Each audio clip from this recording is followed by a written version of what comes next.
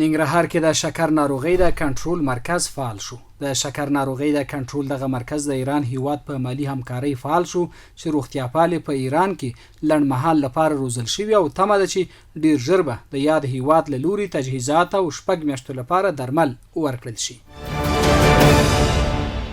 د ننګرهار محبس څخه د نیکمرغه لوی اختر په مناسبت د امیرالمؤمنین حفظه الله د 1302 غنه فرمان له مخې 111 تنه بندیان آزاد شول.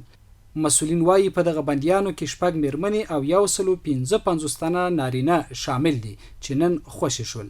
بل لورته خوشي شو بندیانو له بند څخه په ازادېدو خوښي وښوده او ژمنه وکړه چې نور به داسې اعمال ترسره نه کړي چې د بیا ځل لپاره د محبس د راتګ لامل شي. جلال آباد ښار کې خصوصي ښوونځیو څخه له 12 ټولګیو سلګونه زده کوونکي فارغ شول. دغه ښوونځیو مسؤلین وایي فارغ زده کوونکي ښه روزلي او کانکور کې د بریالي کېدو امیدونه ډیر دي. بل خو بیا د جلال آباد پوهنې ښاري مدیریت مسؤلین د خصوصي او دولتي ښوونځیو تدریسي بهیر د کیفیت او کمیت برخه کې د څار او نظارت ډیریدو خبره کوي.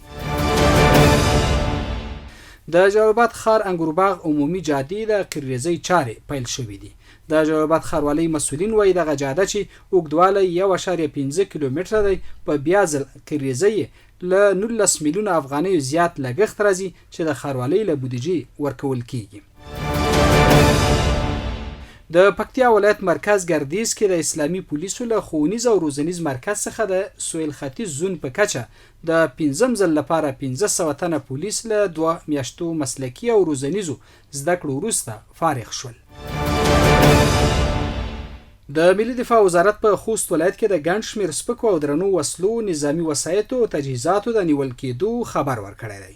یاد وزارت په خپل ټویټر پاڼه لیکلي چې د 203 منصوري قل اردو د لومړی پلې لوا ځانګړو ځواکونو له لوري د یو لړ کشفي راپورونو پر بنسټ د خوست ولایت په مرکز او ځینو ولسوالیو کې یو شمېر سپکې او درنې وسلې، مهمات، نظامي وسایط او تجهیزات ونیول شول.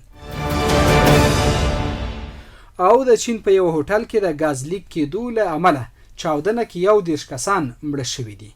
بهرنۍ رسنۍ د چین د دولتي خبري اژانس په حواله راپور ورکړی چې پرون شپه د چین په شمال لویدیځ کې د نینګشیا په ینچوان سیمه کې د باربیکیو په یو رستوران کې د غاز د لیک کېدو له امله 11 تنه مړه شوي دي.